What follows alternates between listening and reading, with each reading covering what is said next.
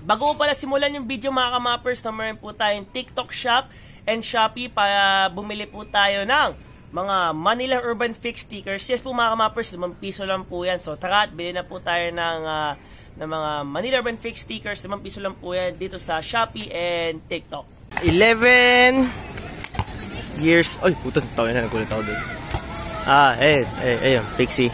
11 years ago, dito nagsimula ang Kamappers admin nyo sa lugar na to, Pure Good QI, Quezon City, no?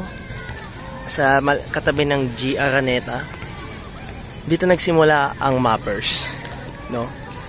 11 years ago, dyan nakalagay yung dyan tuloy nakalagay. Dyan ako nagbabike dati, 11 years ago.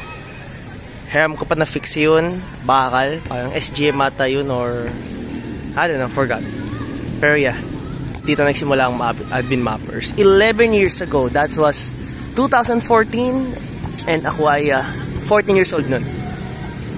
And look, madami mga atabs, mga bata, no? Mga high school. Same age as me, noong time na yun. At nagbabalik ako para i-vlog.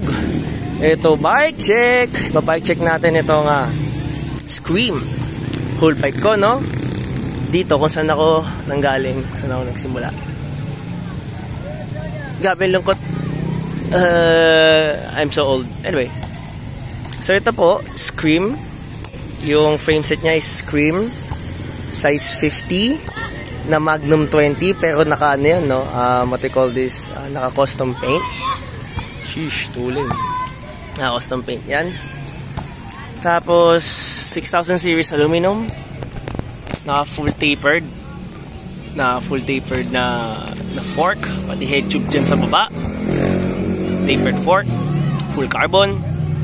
So wheel set natin is a Rimpok 565 pista. Hindi po yan yung Rimpok 565 na normal, which is bladed spoke and black hubs, but rather we have a silver na round spoke and silver hubs. Yan, 24 in the front and then 24 in the rear. If I'm not mistaken, this is 2,100 grams or 2.1 kilos. And 30 millimeters deep po yung kanyang rims. Tapos yung kanyang gulong na nakalagay is Kenda. Well, papalitan ko yan because I don't like Kenda. Masyadong mabigat and malakas sa malakas yung kapit from my feel. So naman tayo dito sa crankset. Yung crankset niya is a Campagnolo record pista, 165mm. Bili ko yan sa Southfix. Thank you, Howard Ong, na nasa America na, United States of America, na naka-Corvette C5 ba yun? C5, C6? Sana all. And naka 50 teeth po ako na Mickey. 50 teeth na Mickey. Mickey Advance. And then naka Shimano 105 po ko na pedal na napansin nyo kanina mga Mapplers. Pinayos ko kay Kuya Richard dito sa Galas QC. Yan. I like high-end pedals. Malaganda yung kapit niya and it make me feel safe, no?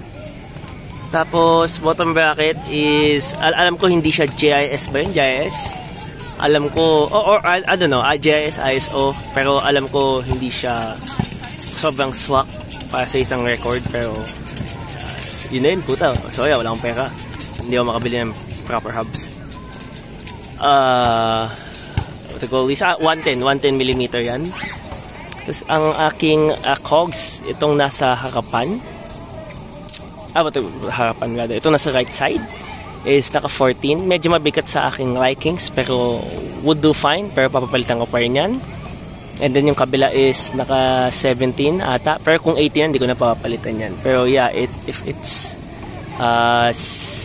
14, I know, if it is 17, papalitan ko na 18 yan because nagustuhan ko na 18. So yan. So naman po tayo sa aking cockpit. Yung cockpit is a Cabrun na Noir FSA ata yan. Ay, Trobatib na full carbon, 4,500 bili ko dyan. Putang ina, ang mahal, no? 31.6 ata, 31.8, something like that.